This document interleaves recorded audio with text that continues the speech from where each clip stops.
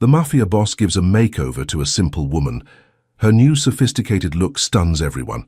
That is exactly what happened in the heart of New York City in the fall of 2023, when a man who controlled half the underground economy of the eastern seaboard looked across a crowded diner and saw something no one else bothered to see. A woman, not a beautiful woman, not by the standards the world usually applauds, not someone who turned heads or commanded attention when she walked into a room. She was the kind of person your eyes skip over, the kind who blends into the wallpaper of life, invisible and unremarkable. But Vincent Moretti did not see what everyone else saw. He saw something far more dangerous than beauty. He saw potential.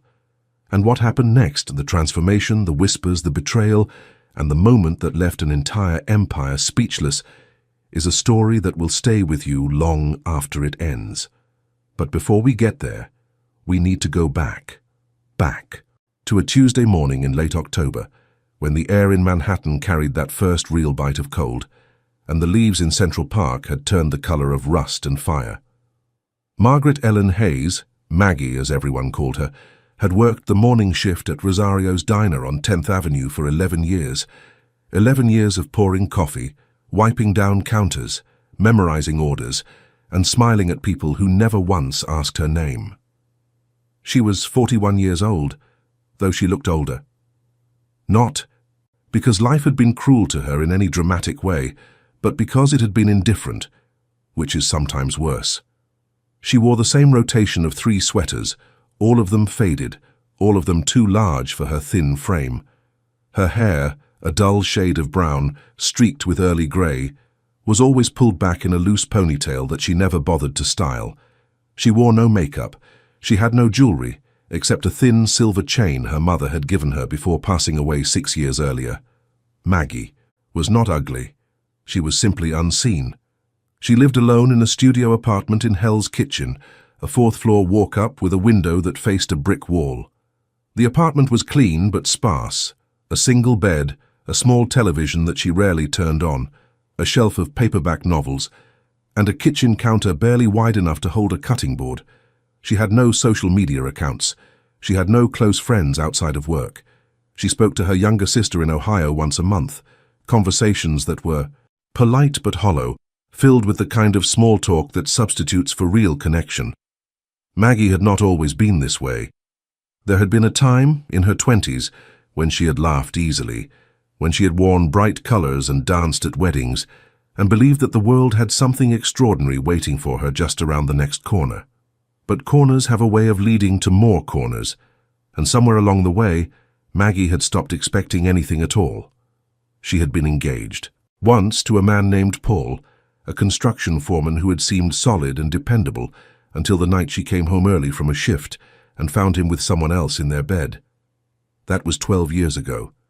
She had not been on a date since. The regulars at Rosario's liked Maggie well enough.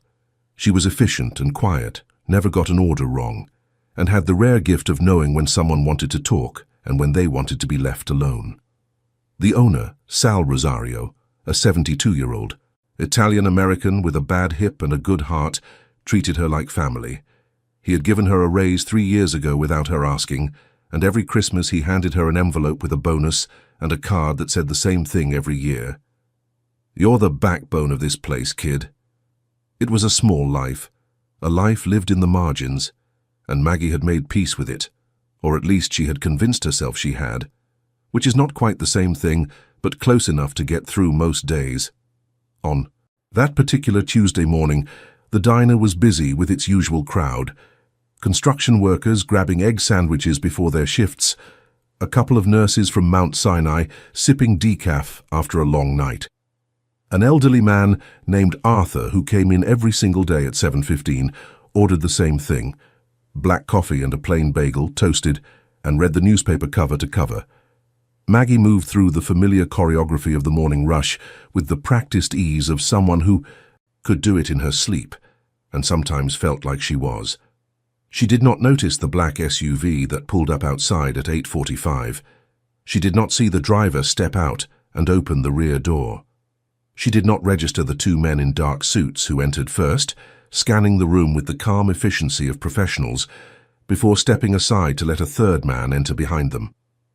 Vincent Moretti was 53 years old, and he did not look like what most people imagine when they hear certain words associated with his line of work. He was tall, 6'2", with a lean build that he maintained through daily swimming at a private club on the Upper East Side. His hair was silver at the temples, dark everywhere else, and always impeccably groomed. He wore a charcoal cashmere overcoat over a navy suit that had been tailored in Milan. His shoes were handmade. His watch was understated but worth more than most people's cars. Everything about him communicated control, controlled wealth, controlled power, controlled danger. Vincent had been born in Bensonhurst, Brooklyn, the eldest son of Dominic Moretti, who had himself been the eldest son of Salvatore Moretti, who had come to America from a small village outside Naples in 1947, with nothing but a suitcase and a willingness to do whatever was necessary. 3 generations had built an empire that operated in the spaces between legitimate business and something else entirely: construction, waste management, real estate development, private security, and a dozen other ventures that generated enormous revenue, not all of which appeared on any tax return. Vincent had taken over the family's operations 15 years ago, after his father's health declined, and he had expanded them significantly, with a sophistication and strategic intelligence that his predecessors had lacked. He was feared. He was respected. He was, by any measure, one of the most powerful men in New York City, though his name rarely appeared in newspapers, and he preferred it that way. He had a penthouse on Central Park West, a house in the Hamptons, a villa on the Amalfi Coast, and a private art collection that would have made museum curators weep. He had been married once, briefly in his 30s, to a woman named Celeste who had been beautiful and ambitious, and ultimately unable to tolerate the reality of who he was. The divorce had been quiet, expensive, and final. He had no children. He had no intention of marrying again. Vincent Moretti did not eat at diners. He ate at restaurants where the maitre d' knew his name and his table was always waiting. He drank wine that cost more per bottle than Maggie made in a week. He moved through a world of wealth and power that existed on a completely different plane from the world of Rosario's diner.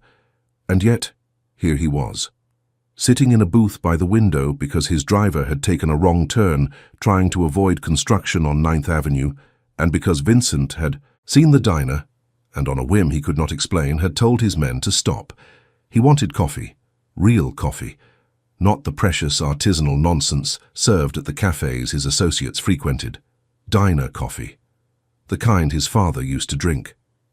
Maggie approached the booth without looking up from her notepad.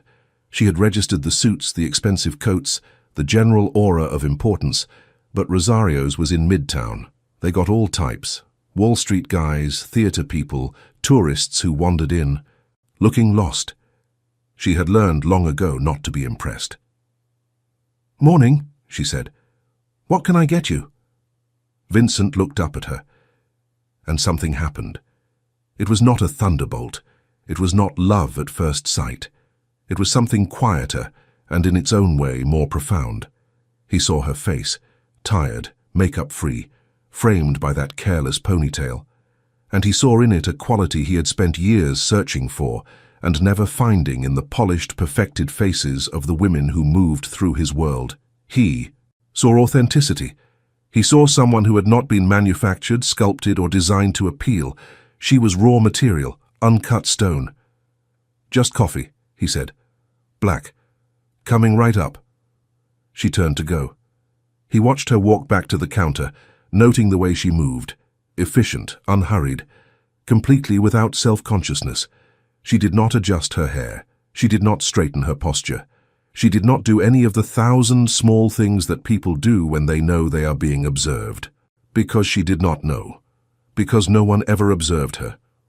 "Tony," Vincent said quietly to the man sitting across from him, his longtime advisor and closest confidant, Antonio Russo. "That woman." Tony followed his gaze. "The waitress?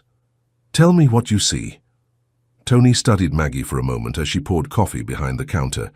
He saw what everyone saw: a plain, tired-looking woman in a worn sweater and an apron stained with coffee. I see a waitress, Vin. That's because you're not looking. What am I supposed to be looking at? Vincent did not answer immediately. He accepted the coffee Maggie brought back, thanked her, which surprised Tony because Vincent rarely thanked anyone for anything, and took a sip. It was terrible. He drank it anyway. Her bone structure, Vincent said after Maggie had moved on to another table. Look at her jawline, her cheekbones, the proportions of her face. She could be stunning. Tony blinked. You're kidding. When have you ever known me to kid? This was a fair point. Vincent Moretti did many things, but kidding was not among them. What are you thinking? Tony asked, because he had known Vincent for 30 years, and he recognized the expression on his face. It was the same expression Vincent wore when he was looking at a derelict building in a neglected neighborhood and seeing a luxury development. It was the expression of a man who saw value where others saw nothing. I'm thinking, Vincent said slowly, that I want to do something. Something like what? Something interesting. Tony waited. With Vincent, you always waited. I want to show her, Vincent said. I want to show everyone. That beauty isn't what they think it is. It isn't something you're born with or without. It's something that can be revealed, uncovered, like restoration work on a painting. The masterpiece is already there. You just have to remove what's covering it. Vin, she's a person, not a painting. I know she's a person. That's what makes it interesting. They finished their coffee. Vincent left a $100 bill on the table for a $6 cup of coffee, and they left. But he came back the next morning, and the morning after that, and every morning for the next 2 weeks. Maggie noticed, of course. It was hard not to notice a man like Vincent Moretti, even if you were someone like Maggie who had trained herself not to notice anyone. He was always polite. He always ordered the same thing, black coffee, sometimes a piece of toast. He always left an absurdly large tip. He never flirted, never said anything inappropriate, never made her uncomfortable. He just sat in his booth, drank his coffee, and watched the world go by. On the 14th day, he spoke to her, really spoke to her, beyond the mechanics of ordering. Margaret, he said. She startled slightly. How did he know her name? Then she remembered the small tag pinned to her apron. May I ask you something personal? She hesitated. Everything in her. Experience told her to be cautious. But there was something in his voice, something that was not predatory or manipulative, but genuinely curious, that made her stay. Depends on the question, she said. If someone offered to change your life, completely, fundamentally, would you say yes? She almost laughed. That's a pretty big hypothetical. Humor me. She thought about it, really thought about it, which surprised her, because she had stopped thinking about hypotheticals a long time ago. I guess it would depend on who was offering and what they wanted in return. Vincent nodded slowly as if she had passed some kind of test. What if they didn't want anything in return? Then I'd say nobody does anything for nothing. And I'd wonder what the catch was. He smiled. It was a small smile, but it transformed his face, made him look almost boyish. Smart woman. I've been called worse. Margaret, my name is Vincent Moretti. I'm a businessman. I have resources that most people don't, and I have an idea that I think could be extraordinary. I would like to offer you, says with no strings attached, no obligations, no expectations, a complete transformation, new wardrobe, styling, everything you need to look like the woman I believe you already are underneath all of this. He gestured vaguely at her sweater, her ponytail, her bare face. She stared at him. Are you serious? I am always serious. Why? Because I see something that other people don't, and because I can. She should have said no. Every rational instinct told her to say no. This was New York City. Strange men did not offer you things for free. There was always a price, always an angle, always a hidden cost. She had been a waitress long enough to know that the bigger the tip, the bigger the expectation behind it. But there was something else, something she had not felt in so long that she almost did not recognize it. Curiosity, and underneath the curiosity, buried deep in a place she had walled off. Years ago, something even more dangerous: hope. "I'll think about it," she said. "Take my card." He slid a heavy, cream-colored business card across the table. It had only a name and a phone number, no title, no company.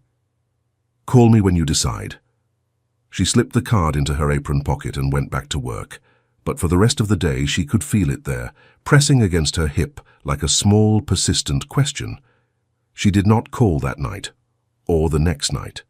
She held the card, turned it over in her fingers, set it on her bedside table, picked it up again.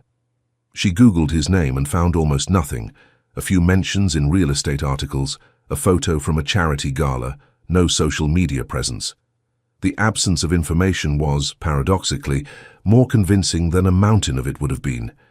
People who needed to prove their importance were rarely important. People who left no trace were the ones who had real power. On the third night she called. "I have conditions," she said when he answered. "I would expect nothing less. First, I want to know exactly what this involves, every detail, no surprises." "Agreed." "Second, I don't owe you anything afterward. Not dinner, not a date, not a favor. Nothing. You have my word." "Third, and this is the most important one, I want to understand why.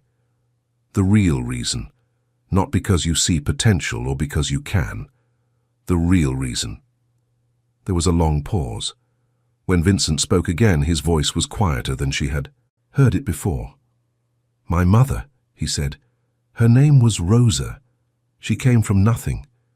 She was a seamstress in Brooklyn. She was the most beautiful woman I ever knew. But the world never saw it, because the world only sees what it expects to see. She died believing she was ordinary. She was not ordinary, she was extraordinary. And I have carried that knowledge with me for 20 years, and I have never been able to do anything with it. Until now." Maggie was silent for a long time. "Okay," she said. "Finally. I'll do it. Check if you're already subscribed to this channel, because stories like this one, stories about people the world overlooks and the moments that change everything, are exactly what we bring you every single week. Hit that subscribe button so you never miss one." The transformation began on a Saturday.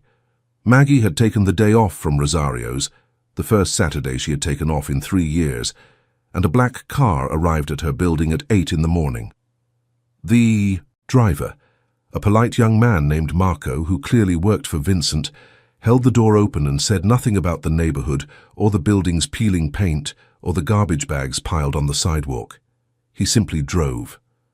They went first to a salon on the Upper East Side, the kind of place Maggie had walked past 1,000 times, without ever imagining she would go inside. The exterior was unmarked. No sign, no logo, just a brushed steel door with a small buzzer. Inside, it was all white marble, and soft lighting, and the scent of something expensive that Maggie could not identify. A woman named Elena, who spoke with a slight Russian accent and moved with the confidence of someone who had been transforming faces for decades, was waiting. "Let me look at you," Elena said, tilting Maggie's face gently toward the light. She studied her the way a sculptor studies a block of marble, not with judgment, but with assessment, seeing not what was there, but what could be. "Beautiful bones," Elena murmured. "Why do you hide them?" "I'm not hiding anything," Maggie said. "I'm just not... You don't usually take care of yourself. I understand. Many women don't. Not because they don't deserve it, but because the world tells them they don't. The world is wrong." Elena began with her hair. She cut away the damaged ends, several inches of dry, brittle hair that Maggie had been meaning to trim for months but never had. She applied treatments that made Maggie's hair feel like silk for the first time she could remember.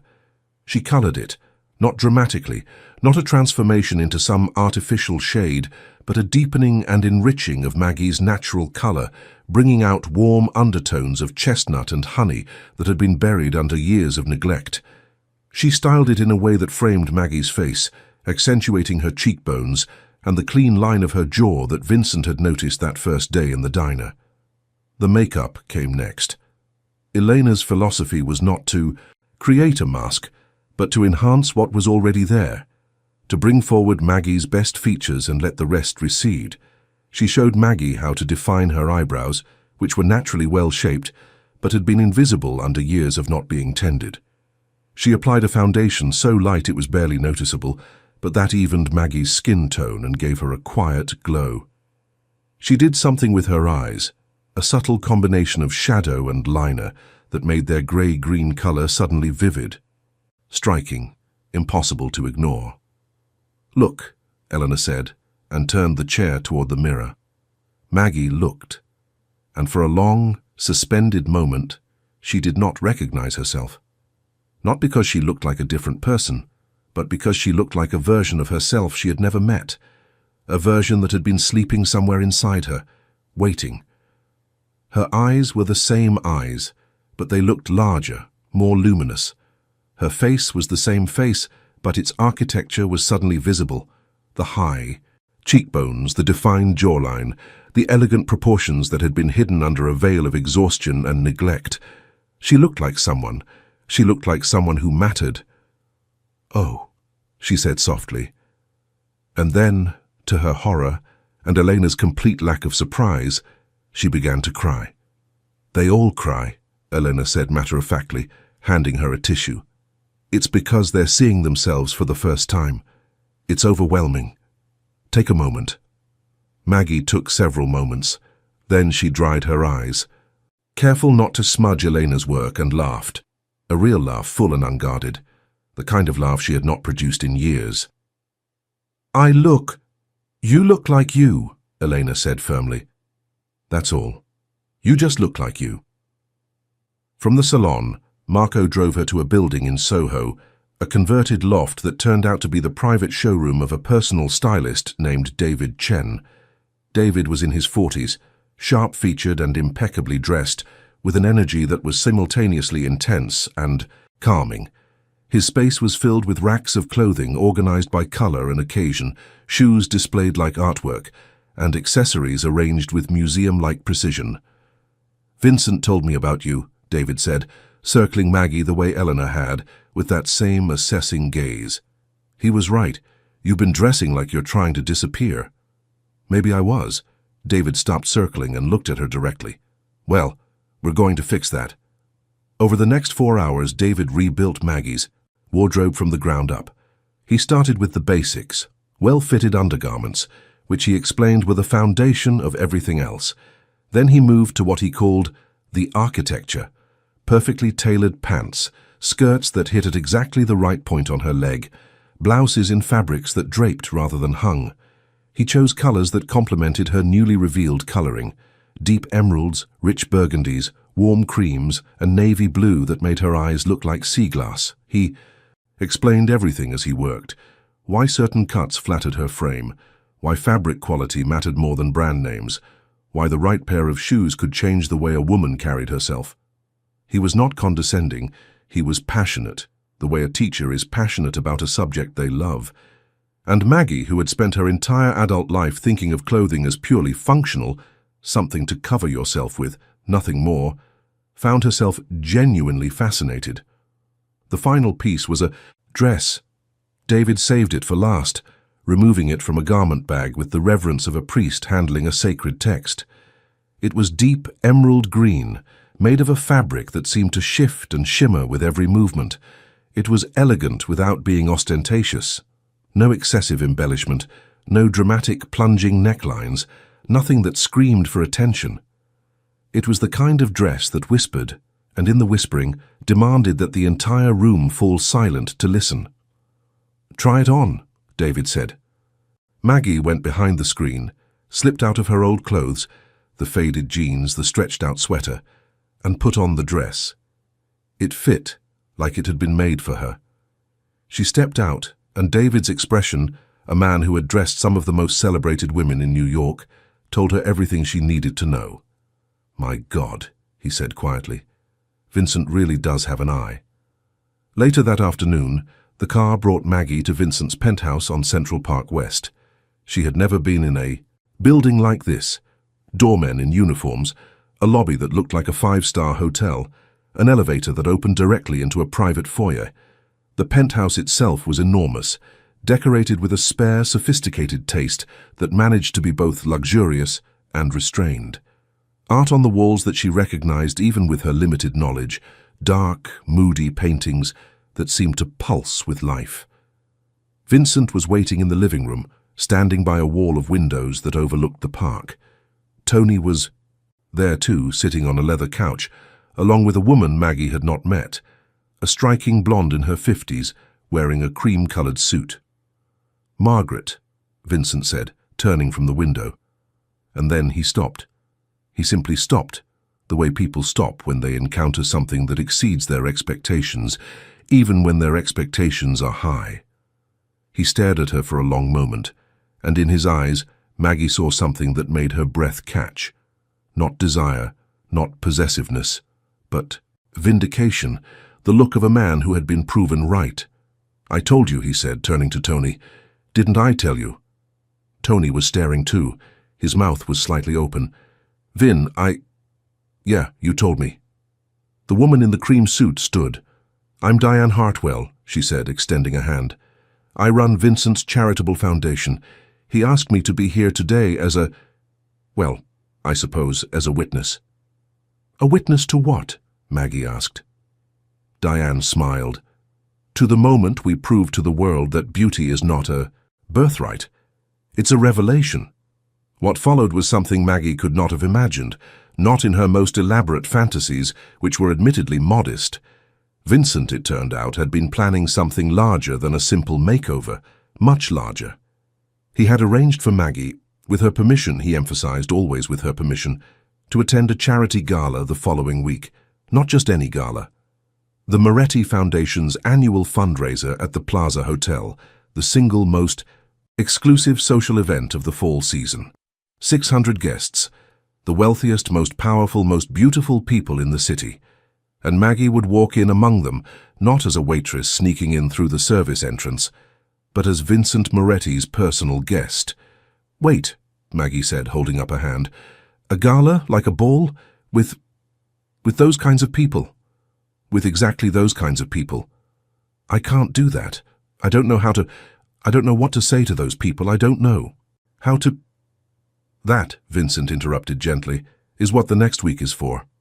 He had hired a team, not just Elena and David, who would be on call for the night of the gala, but others, a voice coach named Patricia, who specialized in public speaking, a woman named Grace, who taught etiquette and social navigation, a former diplomat named Richard, who could teach anyone to make conversation with anyone about anything. A week of intensive preparation, a crash course in the art of existing, confidently in spaces that had never been designed for people like Maggie. It was at this moment that Maggie's instinct for self-preservation kicked in. She looked at Vincent, this powerful, wealthy, immaculately dressed man who was offering her the fairy tale she had stopped believing in, and she asked the question that mattered. What happens after? After what? After the gala, after the dress comes off and the makeup washes away, and I go back to pouring coffee at Rosario's. What happens then? Vincent was quiet for a moment. That depends on you. That's not an answer. It's the only honest one. I can give you this transformation, Margaret. I can give you the tools, the clothes, the knowledge, the confidence, but I can't tell you what to do with them. That's yours. She wanted to argue. She wanted to say that this was a cruel kind of kindness, showing someone a world they could never be part of and then sending them back to the one they came from. But she looked at her, reflection in the darkened window, the woman in the emerald dress with the luminous eyes, and she thought, maybe he's right. Maybe what happens after is up to me. Okay, she said, for the second time. I'll do it. The week that followed was the most intense of Maggie's life. Every morning, Marco picked her up and brought her to a different destination, voice lessons with Patricia, where she learned to modulate her tone and speak with authority without losing warmth. Sessions with Grace, who taught her how to hold a glass of champagne, how to navigate a crowded room, how to remember names, how to exit a conversation gracefully. Afternoons with Richard, who drilled her on current events, art, business, the kind of topics that would come up naturally at a gathering of the wealthy and powerful. She was a remarkable student, not because she was naturally gifted at any of these things, but because she was hungry for them in a way that surprised her. She had spent so long convincing herself that she did not care about the larger world, about appearance and social grace and the opinions of others, that she had forgotten how much she actually did care, how much she had always cared. She had not stopped wanting these things, she had simply stopped believing they were possible. On Thursday evening, 4 days before the gala, she was at Vincent's penthouse for a practice dinner, a rehearsal of sorts, where she would practice the skills she had learned in a realistic setting. Vincent, Tony, and Diane served as her practice guests, engaging her in conversation, introducing scenarios she might encounter. Halfway through the evening, something shifted. Maggie told a story about a regular at the diner, Arthur, the old man with his newspaper and plain bagel, and she told it with such warmth and humor and specificity that the table fell silent. Not the polite silence of people waiting for their turn to speak, but the absorbed silence of people who are genuinely captivated. When she finished, Diane turned to Vincent and said, "She doesn't need any more coaching." "I know," Vincent said. "She never did. She just needed to believe she was worth listening to." But not everyone in Vincent's world was pleased with this project. On Friday morning, Vincent received a visit from his younger brother, Michael Moretti. Michael was 47, shorter than Vincent, broader, with a face that had been handsome in his youth, but had hardened into something less. Welcoming. He managed the family's operations in New Jersey and had always resented living in his older brother's shadow. Where Vincent was strategic and patient, Michael was impulsive and territorial. Where Vincent sought to expand the family's legitimate interests, Michael clung to the old ways, the methods that had built the empire and, in his view, were the only things keeping it standing. Michael had heard about Maggie. In their world, everyone heard about everything. "What are you doing?" "Finn?" Michael demanded, standing in the penthouse living room with the aggressive posture of a man who had come to fight. "I'm not sure what you mean." "The waitress. You're bringing a waitress to the gala. Our gala. The gala where we host judges and politicians and business leaders. You're bringing some nobody off the street." "She's not nobody. She's a waitress from a diner on 10th Avenue, Vincent. She's nobody. And you're making the family look..." "Look what? Compassionate, generous, human?" Michael's jaw tightened. "Soft, you're making us look soft. People are talking. People always talk. That's what people do. This isn't a game. We have a reputation to maintain. We have relationships to protect. Do you know what Carmine DeLuca said when he heard?" He laughed. He actually laughed. "Let him laugh. You don't get it. You're so busy playing Pygmalion that you've forgotten who we are, what we are. We don't do charity cases, Vincent. We don't save stray cats." Vincent's expression, which had remained calm throughout Michael's tirade, went very still, very cold. It was a stillness that people who knew Vincent well had learned to fear far more than any outburst. "She is not a stray cat," Vincent said, his voice low and controlled. "She is a human being, and you will not speak about her that way again. Not in my home, not anywhere. Are we clear?" Michael held his brother's gaze for a long moment, then looked away. "Fine. Do what you want. You always do." After Michael left, Tony, who had witnessed the exchange from the doorway, sat down across from Vincent. "He's not wrong about one thing," Tony said carefully. "People are talking. Let them. I'm serious, Vin. Your brother is... He's got people who listen to him. If he decides this is weakness, if he uses it to... Michael is not going to do anything. He doesn't have the courage. Maybe not, but he's got friends who do." Vincent considered this. "I appreciate your concern, Tony, but I am not going to abandon this because my brother's ego is bruised. This matters. I can't explain why exactly, but it matters." Tony nodded slowly. He had known Vincent long enough to know when arguing was pointless. "Just be careful, for your sake and for hers." Meanwhile, Maggie was dealing with her own complications. She had told no one at work about what was happening. Not Sal, not her co-workers, not anyone. She came to work each day in her usual clothes, her hair pulled back, her face bare as if nothing had changed. But something had changed, and it showed in small ways she could not entirely control. She stood a little straighter. She made more eye contact. She smiled more easily. One of the other waitresses, a sharp-eyed woman named Donna, noticed. "You're different," Donna said during a lull in the lunch rush. "Different how?" "I don't know. You're like lighter. Like you're carrying less. Did you meet someone?" Maggie felt heat rise to her cheeks. "No, nothing like that." "Sure," Donna said, unconvinced. "Whatever you say." That night, alone in her apartment, Maggie tried on one of the outfits David had put together, a pair of perfectly fitted dark jeans, a cashmere sweater in a shade of soft grey, ankle boots with a low heel. She stood in front of the small mirror on the back of her bathroom door and looked at herself. Really looked. She thought about what Vincent had said about his mother, about Rosa, the seamstress from Brooklyn who had been extraordinary but had died believing she was ordinary. Maggie wondered how many women were walking around carrying that same burden, the weight of the world's indifference pressing them into shapes they were never meant to hold.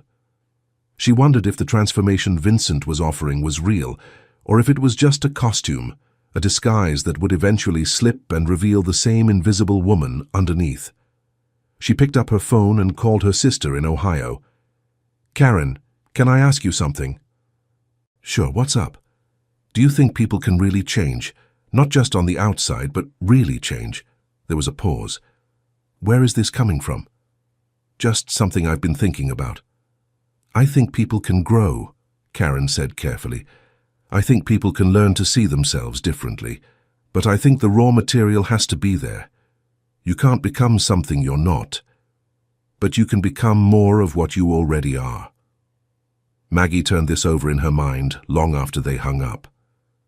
More of what you already are. She looked at herself in the mirror again.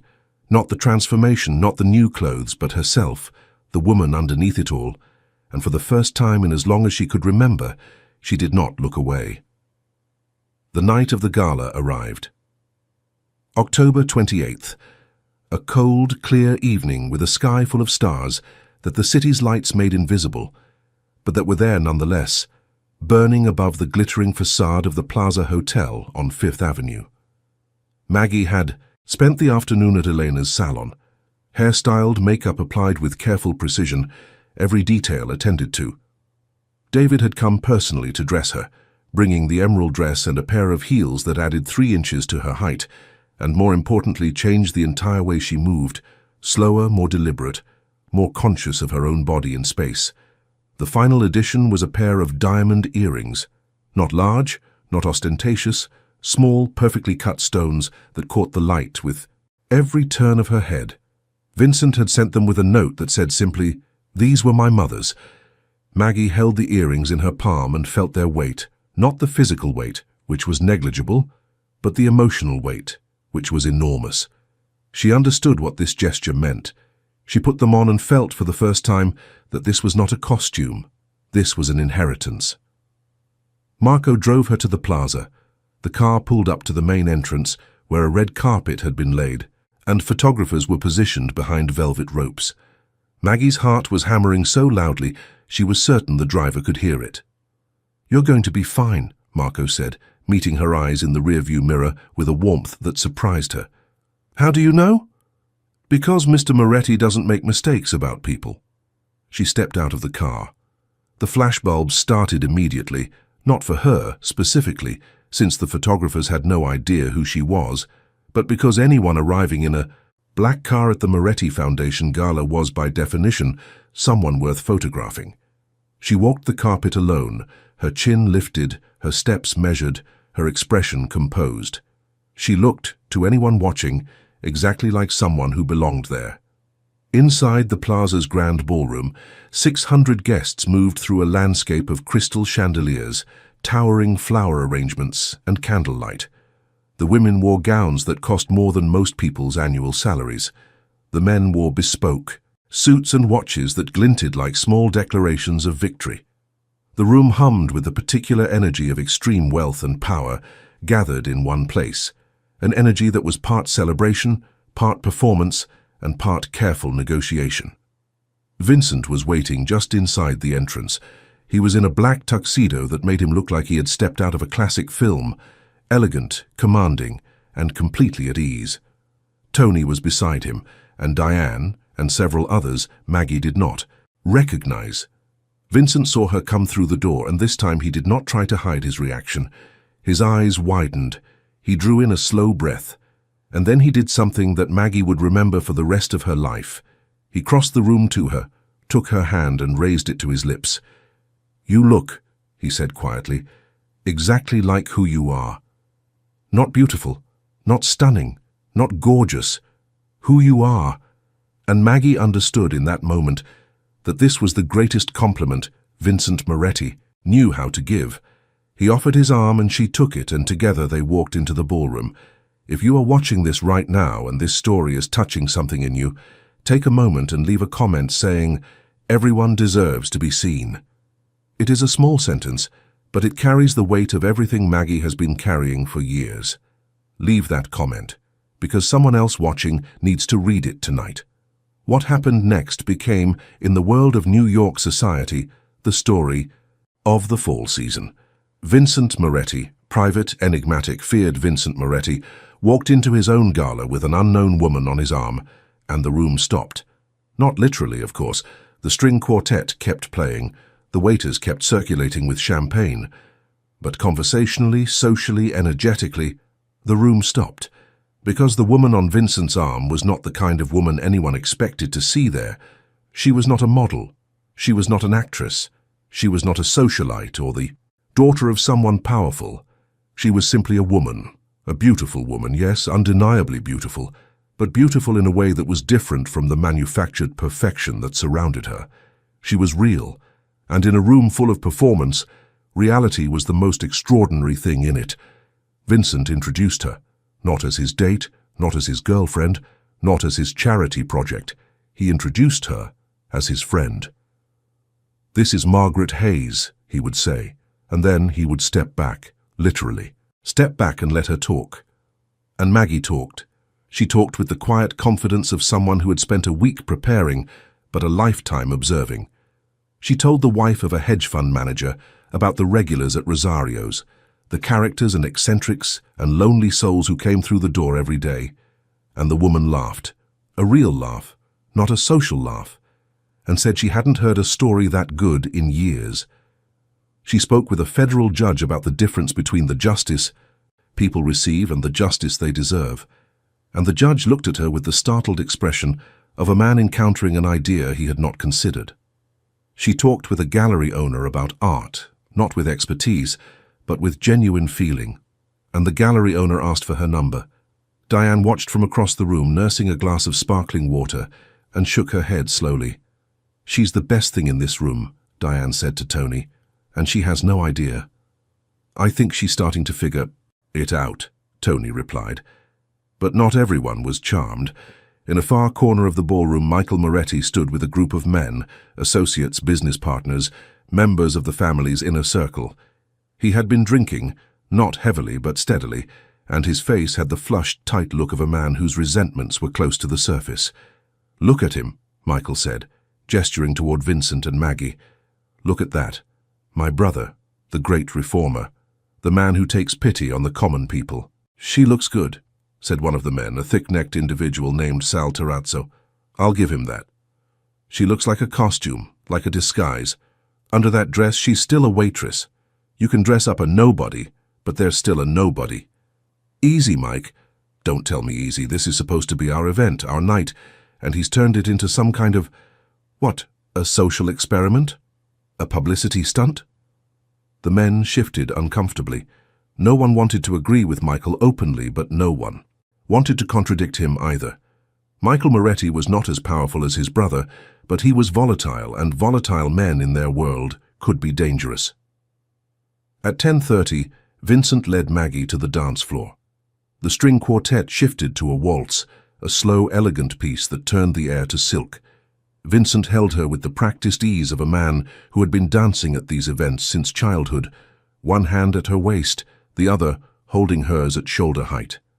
Maggie had not danced in years, but Grace had given her a crash course, and she found that the mechanics came back quickly. What mattered was not the technique, but the feeling, the sensation of being held, of moving in sync with another person, of being seen by 600 people and not wanting to hide. "How do you feel?" Vincent asked. "Terrified," she said, "and alive." Those two things often go together. She looked up at him. "Vincent, why did you really do this? And don't say it's about your mother." He was quiet for a moment, guiding her through a turn. "My mother is part of it. But you're right, it's not the whole story." "Then what is?" "I have spent my entire life surrounded by people who are pretending to be happier than they are, more confident than they are, more moral than they are. I am surrounded by surfaces, beautiful, expensive, perfectly maintained surfaces, and I have come to realize that I am starving for something real. When I saw you in that diner, Margaret, you were real. You were the most real person I had seen in years, and I wanted to see what would happen if the world could see it too. And if the world doesn't care? If they just see the dress and the earrings and none of the rest of it? Then the world is even more broken than I thought, but I don't think that's what's going to happen." He was right. It was not what happened. By the end of the evening, Maggie had been photographed by society photographers, quoted by a gossip columnist for The Times, who was covering the event, and invited to 3 separate dinner parties. People whose names she recognized from magazines and newspapers treated her not as a curiosity, but as a peer.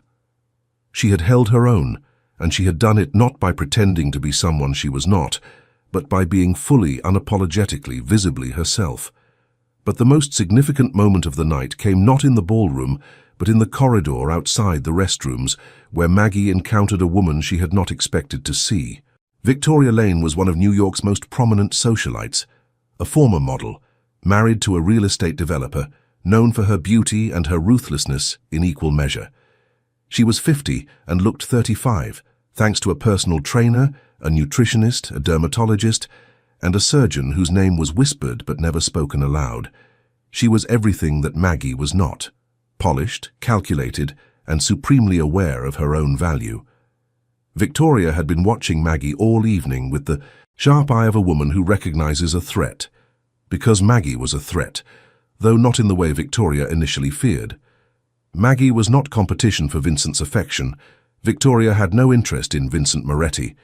She was a threat to the entire system of value that Victoria had built her life around. If a waitress from a midtown diner could walk into this room and captivate it, without surgery, without social connections, without any of the tools Victoria had spent decades acquiring, then what did that say about the worth of everything Victoria had done? "You're Margaret," Victoria said, blocking the corridor with the practiced casualness of a woman accustomed to controlling spaces. "I am. I've been watching you tonight. You're quite the sensation." "I wouldn't say that." Victoria studied her. "No, you wouldn't. That's part of your appeal, isn't it? The humility, the ordinary woman-turned-princess routine. People love that narrative." Maggie recognized the hostility beneath the smooth words. She had served enough difficult customers at Rosario's to know when someone was looking for a fight.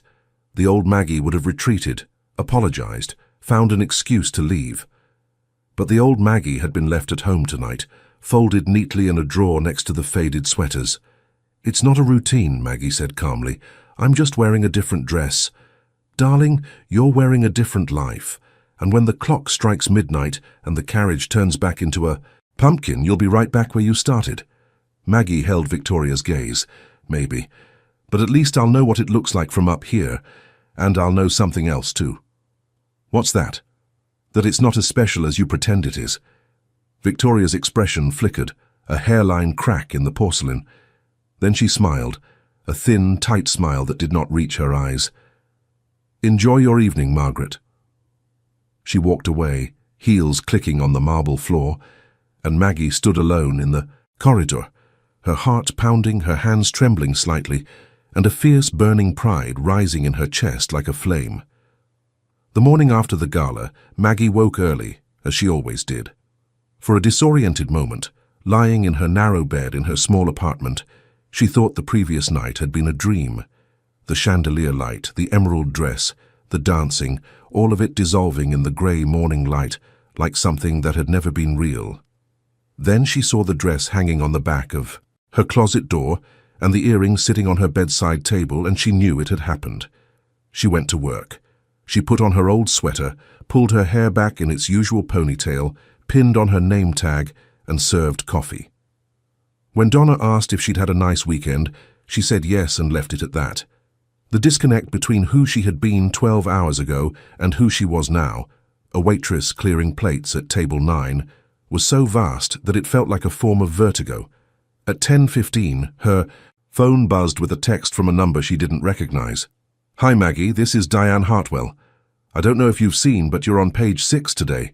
The headline reads, 'Mystery Woman Steals Spotlight at Moretti Gala.' There's a beautiful photo of you. Call me when you get a chance." Maggie stared at the text during her break, sitting on an overturned milk crate in the alley behind the diner. Page 6. She was on page 6. A waitress from Rosario's diner was on page 6. She called Diane, who answered on the first ring. "Don't panic," Diane said. "I'm not panicking." "Good, because there are going to be some calls, journalists mainly. A couple of media outlets want to know who you are. Look, this is a good thing, but it can also be overwhelming. I want to help you manage it." "Manage it how?" "I think you should tell your story, Margaret, not the makeover. That's the surface. Your real story, who you are, where you come from, why this matters." Maggie thought about this. She thought about all the years she had spent being invisible, all the mornings pouring coffee for people who never asked her name, all the nights alone in her apartment with a book, and a growing conviction that her life had peaked somewhere around age 25 and was now gently, irreversibly declining. She thought about what it had felt like to walk into that ballroom, to hold her head high, to be seen. "Okay," she said, "but on my terms."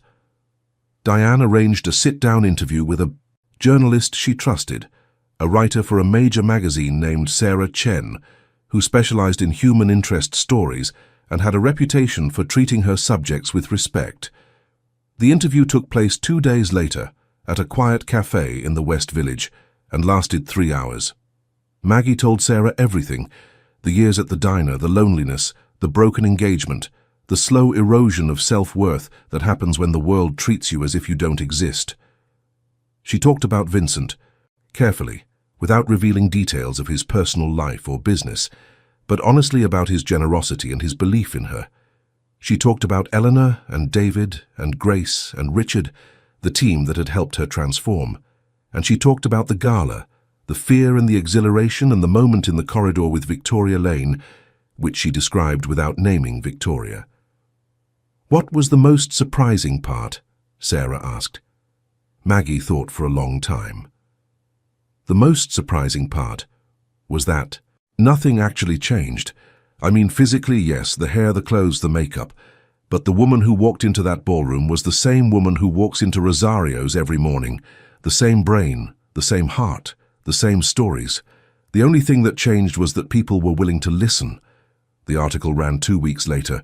It was thoughtful, well-written and compassionate. It did not sensationalize. It did not reduce Maggie to a makeover story. It was, Sarah wrote, a story about visibility, about the arbitrary line between the people the world sees and the people it doesn't, and about what happens when that line is erased. The response was enormous.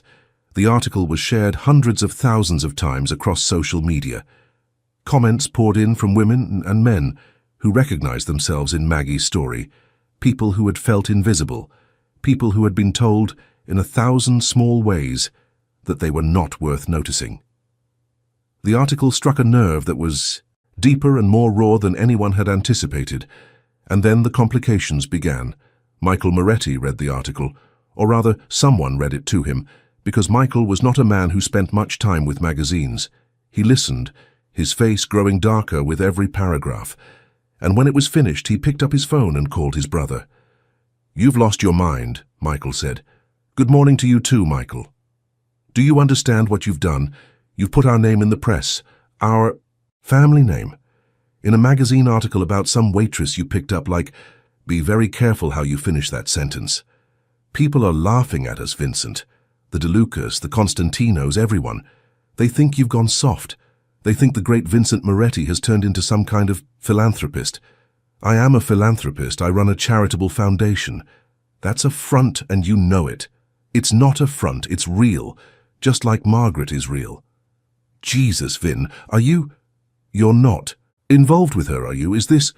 My relationship with Margaret is not your concern. Everything about this family is my concern. And what I'm telling you is that this stunt of yours is making waves, the wrong kind of waves." "Noted," Vincent said, and hung up. He should have taken his brother more seriously. In the weeks that followed, the article continued to generate attention, and with attention came scrutiny, not of Maggie, but of Vincent. Journalists began looking into the Moretti Foundation, asking questions about its funding, its operations, its connections to the family's other business interests. A local TV reporter did a segment on the gala, focusing on the guest list and noting the presence of several individuals with, as the reporter delicately put it, controversial business associations. None of this was new. The Moretti family had lived under a cloud of innuendo and suspicion for decades, but they had always managed it through a combination of careful public relations, generous philanthropy, and the simple fact that no law enforcement agency had ever been able to build a case that stuck. The strategy was simple. Stay quiet, stay private, stay out of the spotlight. And Vincent had just put them directly in it. Tony raised the issue one evening, over scotch in Vincent's study. "The attention isn't going away, Vin. If anything, it's growing. People are interested in you now. They're looking at the foundation, the businesses, all of it. Let them. Look, everything is clean. Everything on the surface is clean, but you know as well as I do that if someone digs deep enough, they won't find anything. I've spent 15 years making sure of that. And Michael, he's not as careful as you. His operations in Jersey are his problem. They're all our problem, Vin. That's how this works. You know that." Vincent swirled his scotch, watching the amber liquid catch the light. "What are you suggesting?" "I'm suggesting that maybe you've made your point. The gala was a success. The article was beautiful. Margaret has been seen. Maybe it's time to step back. Let things cool down." "Step back from what? From Margaret?" "From the spotlight." Vincent considered this. Tony was rarely wrong about these things. He had an instinct for danger that had kept Vincent alive and free for 3 decades. But Vincent was also a man of conviction, and once he had committed to something, to someone, he did not abandon it easily. "I'll think about it," he said. Meanwhile, Maggie's life had been transformed in ways that went far beyond the cosmetic. The attention from the article had opened doors she had not known existed. The gallery owner she had met at the gala, a woman named Isabel Rojas, invited her to an opening. A non-profit that worked with underprivileged women contacted her about speaking at their annual conference. A literary agent reached out, asking if she had ever considered writing about her experiences. She said yes to all of it. Not because she was seduced by the attention, in fact she found the attention exhausting and slightly bewildering, but because she recognized, with a clarity that surprised her, that she had been given something rare, a platform, a chance to be heard, and she had things to say. She continued working at Rosario's. She refused to quit, despite Diane's gentle suggestion that her time might be better spent elsewhere. The diner was her anchor, the place where she was still just Maggie, where the coffee was still bad, and Arthur still ordered his plain bagel at 7:15, and the fluorescent light still buzzed in that particular way that was more comforting than any chandelier. But changes were happening there too. Sal, who had heard about the article from his granddaughter, pulled Maggie aside one morning with tears in his eyes. "Kid," he said, "I always knew you were something special. I just didn't know the rest of the world would figure it out." "Don't make me cry, Sal. I've got tables. Let 'em wait. I want to say something. I'm proud of you. Whatever happens next, I'm proud of you. Donna, for her part, was simultaneously thrilled and indignant. I knew it, she said. I knew something was going on. The standing straighter, the smiling, I called it. I want credit for calling it. You get full credit, Donna, and I want to meet this Vincent. We'll see. It was during this period, this strange, suspended time when Maggie was living between two worlds, that something unexpected happened. Vincent Moretti, the man who had orchestrated everything, the puppet master, the benefactor, the man who insisted that he wanted nothing in return, began to realize that he wanted something in return after all. He wanted her, not in a predatory way, not in the way that powerful men typically want things, to possess, to control, to add to their collection. He wanted her company. He wanted to hear her voice. He wanted to sit across from her at dinner and listen to her stories about the diner and Arthur and Donna. He wanted to walk through Central Park with her on a Sunday afternoon and hear what she thought about the trees, the light, the way the city sounded different at different times of day. He wanted, for the first time in decades, to know someone, really know them. He did not act on it immediately. Vincent Moretti was, above all things, a man of discipline. He had promised Maggie no strings, and he intended to keep that promise. But the longing was there, growing quietly in the background like a vine climbing a wall, and he could not pretend it wasn't. Maggie sensed it. She was perceptive. You do not spend 11 years reading people in a diner without developing a finely tuned antenna for unspoken feelings. She sensed the way his eyes lingered on her, the way his voice softened when he spoke to her, the small courtesies that went beyond mere politeness. And she felt, well, she was not sure what she felt. Gratitude, certainly. Admiration for his intelligence and his vision. A growing comfort in his presence that was different from anything she had experienced with a man before. But was it more than that? Could it be more than that? The gap between them was enormous, not just in wealth and power, but in the fundamental realities of their lives. He was Vincent Moretti. She was Maggie Hayes. He lived in a penthouse overlooking Central Park. She lived in a walk-up overlooking a brick wall. He made decisions that affected hundreds of lives. She decided whether to give Arthur decaf or regular. The distance between them was not just economic, it was existential. And yet, in the quiet moments, in the conversations that stretched into the evening, in the way he listened to her as if nothing she said was unimportant, in those moments the distance shrank to nothing.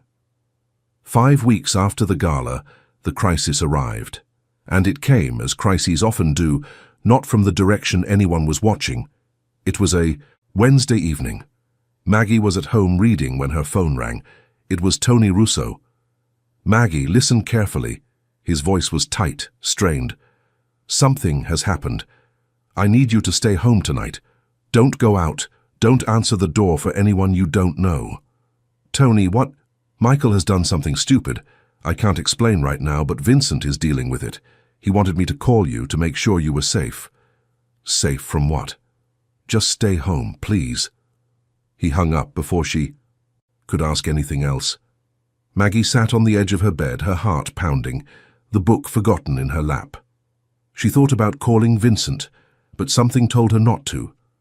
Whatever was happening was serious, and calling him might make it worse. She learned the details later in fragments over the next several days. Michael Moretti, driven by resentment and a deteriorating business situation in New Jersey, had done something reckless. He had entered into an arrangement with a rival family, the DeLucas, that directly undermined Vincent's authority and threatened the stability of the entire Moretti operation. It was, in the language of their world, an act of profound disloyalty, a crossing of lines that could not be uncrossed. The specifics were complex, business deals gone wrong, territory disputes, alliances formed behind closed doors, but the emotional core was simple. Michael believed that Vincent had gone soft, that his obsession with the waitress, as Michael called her, was a symptom of weakness that would eventually bring the family down. And Michael had decided to take matters into his own hands, to shore up the family's position through his own alliances, his own deals, his own ruthless calculations. The problem was that Michael's ruthless calculations were not as good as he thought they were. The DeLucas were not allies. They were predators, and they had been waiting for exactly this kind of opportunity. A crack in the Moretti Foundation. A younger brother, willing to undermine his elder. They had played Michael beautifully, extracting concessions and information while giving nothing of value in return. Vincent found out through his own intelligence network, a web of informants and loyalists that stretched across the eastern seaboard, and moved with the swift surgical decisiveness that had made him the most formidable figure in his world. In the space of 72 hours, he dismantled the DeLuca arrangement, neutralized the threat to his operations, and confronted his brother. The confrontation took place at their family home in Bensonhurst, the house where they had grown up, where their mother had sewn dresses in the back room and their father had held court in the kitchen. It was the kind of setting that made the conversation feel both intimate and weighted with history. "You tried to go around me," Vincent said. He was standing. Michael was sitting. The dynamic was intentional. "I was trying to protect this family." "By betraying it? By doing what you wouldn't? You've been distracted, Vin. This woman, this project of yours, it's taken your eye off what matters. Margaret has nothing to do with this. She has everything to do with this. You spent weeks playing dress-up while the DeLucas were circling. You threw a party while our business was under threat. You put our name in the papers for God's sake. Our name has been in the papers before. Not like this. Not in a way that invites attention. People are asking questions, Vincent. Journalists, prosecutors, none of whom have found anything because there is nothing to find. Because you've been careful. But careful has limits. And every time you step into the spotlight with that woman, those limits get tested." Vincent was quiet for a long moment. When he spoke, his voice was not angry. It was weary, profoundly, bone-deep weary. "Michael, our mother died believing she was invisible. She spent her entire life in service to this family, and the world never once acknowledged her existence. She was brilliant and kind and beautiful, and she died in this house in the back room where she worked, and the obituary was 4 lines long. 4 lines for a life that deserved 1,000. Don't bring Mom into this. She's already in this. She's been in this from the beginning. Margaret is not a project or a distraction or a weakness. She is proof that the world is wrong about people like our mother, like her, like anyone who has been told that they are not enough." "That's a beautiful speech, Vin, but it doesn't change the reality." "Maybe the reality needs to change." The brothers stared at each other.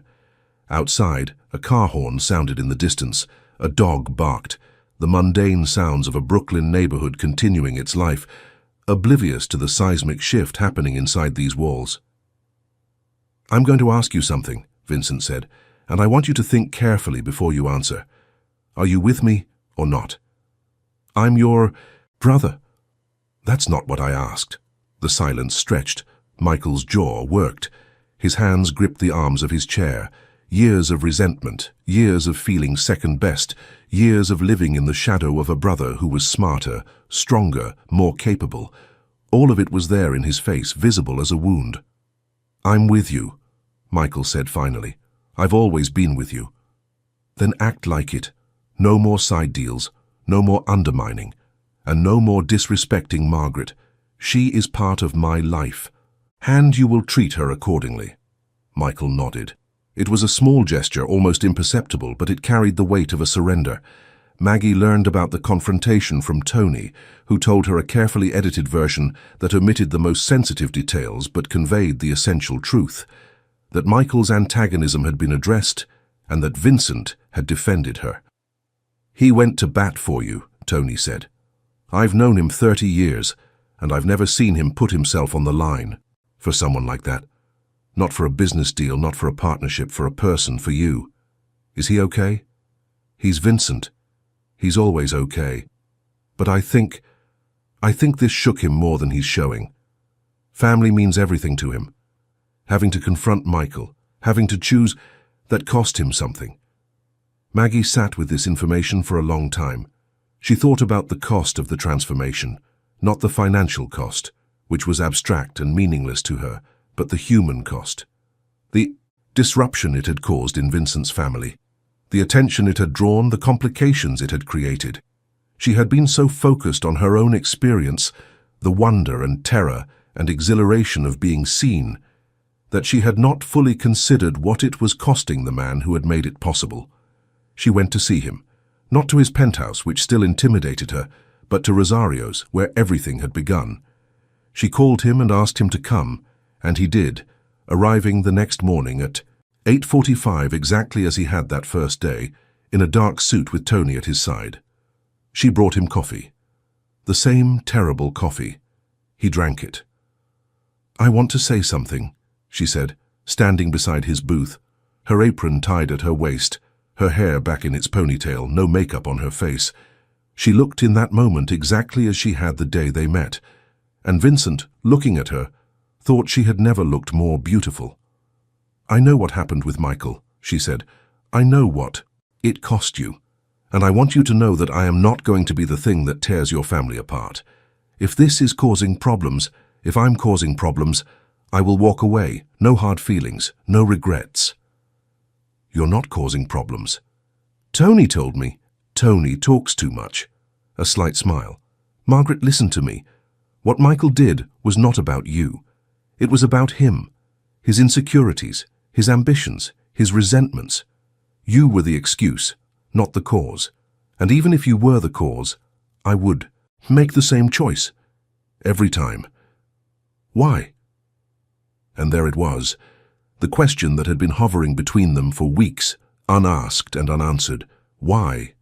Not why the makeover, not why the gala, but why her? Why, of all the people in the world, had Vincent Moretti looked at a tired waitress in a faded sweater and decided that she mattered?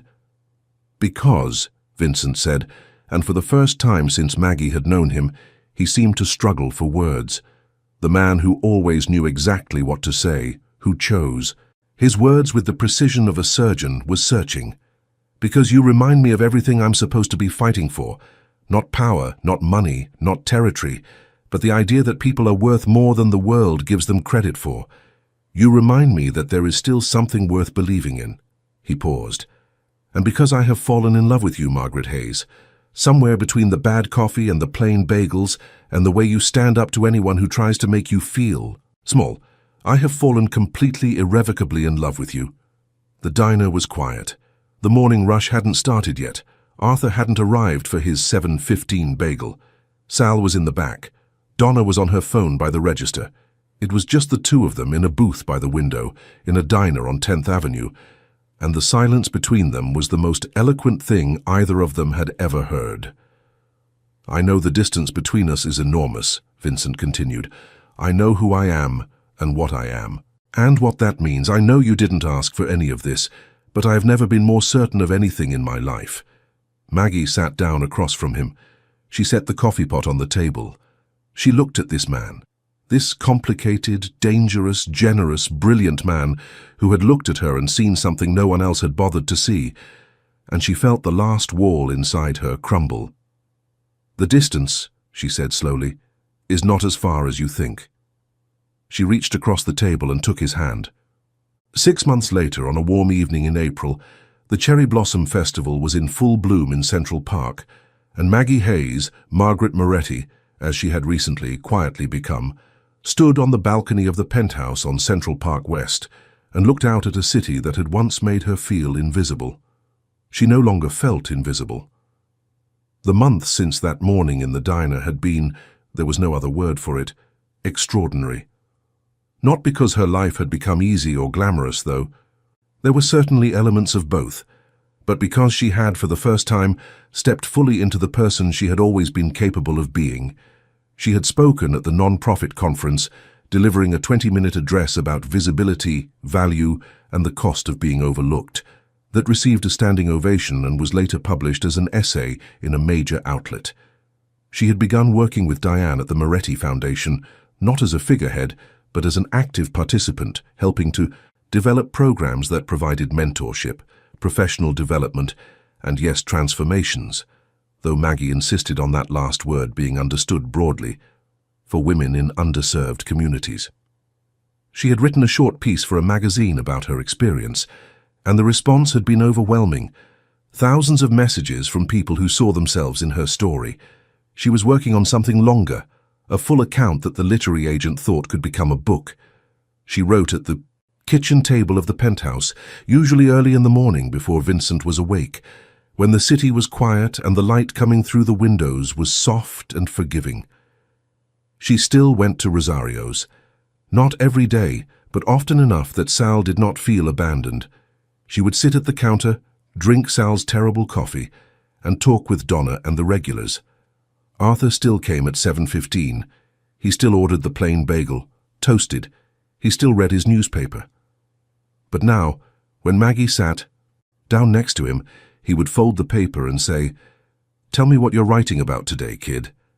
And she would tell him, and he would nod and listen with the grave attention of a man who believes that every story matters. Vincent and Maggie's relationship had settled into something that surprised them both with its ease. She had expected the differences between them, in background, in lifestyle, in the fundamental geography of their daily lives, to be a constant source of friction. Instead, they were a source of richness. She taught him to see the beauty in ordinary things, the light in a diner at dawn, the sound of rain on a fire escape, the particular magic of a good conversation with a stranger. He taught her to see the possibility in extraordinary ones, to think bigger, aim higher, believe that the scope of her life was not fixed, but expandable. They were married in January, in a small ceremony in the penthouse, with only family and close friends present. Maggie wore a simple, ivory dress that David Chen designed for her. Elegant, understated, perfect. She wore Rosa's diamond earrings. Tony was Vincent's best man. Karen flew in from Ohio and cried through the entire ceremony. Sal catered the reception with food from the diner, sandwiches and coffee and a cake that his granddaughter made. And it was, everyone agreed, the best food at any event in the history of the Moretti family. Michael came to the wedding. He shook Maggie's hand and said simply, "Welcome to the family." It was not warm exactly, but it was not hostile. It was a start. Maggie, who understood something about the pain of feeling invisible and undervalued, recognized in Michael a man fighting his own version of the same battle, and she made a quiet decision to extend him the same grace that Vincent had extended to her, not because he deserved it, necessarily, but because grace was not something that needed to be deserved to be given. The world continued to be interested in their story. There were profiles and interviews and invitations. Maggie navigated this attention with the same grounded calm that had characterized her from the beginning, saying yes when it felt right, no when it didn't, and never losing sight of who she was underneath whatever she happened to be wearing. On this April evening, standing on the balcony with the cherry blossoms visible as soft pink clouds in the darkening park below, Maggie thought about the distance she had traveled. Not from Rosario's diner to Central Park West. That was just geography. But from the woman who looked in the mirror and saw no one, to the woman who looked in the mirror and saw herself. Vincent came up behind her, wrapping his arms around her waist. He was still in his suit. He had come from a meeting, and he smelled of cologne and the particular clean scent that was uniquely his. "What are you thinking about?" he asked. "Your mother." He was quiet. "I think about her a lot," Maggie said. "I think about what?" she would say if she could see all of this. "I think she would say that it took you long enough." Maggie laughed. "She sounds like my kind of woman. She would have loved you. I think I would have loved her too." They stood together in the gathering dusk, looking out at the city, this enormous, indifferent, miraculous city that had tried to make Maggie invisible and failed. Because invisibility, she had learned, was not something the world imposed on you. It was something you accepted. And the moment you stopped accepting it, the moment you looked in the mirror and said, "I see you," the world had no choice but to see you too. The last light faded from the sky. The streetlights came on, thousands of them, turning the city into a constellation that rivaled the stars. Somewhere far below, in a diner on 10th Avenue, Sal was wiping down the counter and setting up for the morning rush. Arthur's coffee cup was already set out at his usual spot, waiting. And the table by the window, the one where a powerful man had once sat and seen something extraordinary in an ordinary woman, was empty and clean, waiting for whoever would sit there next, waiting for whoever was ready to be seen. That is the story of Margaret Hayes, the woman the world overlooked until one man refused to, not because he changed her, but because he helped her see what had been there all along. The makeover was real, the dress was real, the earrings and the gala and the champagne and the chandelier light were all real. But the real transformation had nothing to do with any of those things. The real transformation was this: a woman who had spent 41 years believing she was ordinary finally understood that she never was. And once you know that, once you really truly know it, the world can never make you invisible again. If you watched until here, it is because this story touched something real inside you. Leave a comment saying, "I watched until the end," so I can get to know you and see who really connects with the stories on this channel. And if this story moved you, if it made you think about the people in your life who deserve to be seen, hit that like button and share this video with someone who needs to hear it today. Sometimes a story is exactly what someone needs at exactly the right moment. Be the person who sends it. And if you are not yet subscribed, now is the time. This channel tells the stories the world forgets, stories about real people, real struggles, and the moments that change everything. Subscribe and turn on notifications so you are here for the next one, because the next one might be the story that changes your day or your week or maybe even the way you see yourself. Thank you for being here. Thank you for listening, and remember, the most powerful transformation in the world is not a new dress or a new haircut. It is the moment you decide that you are worth seeing.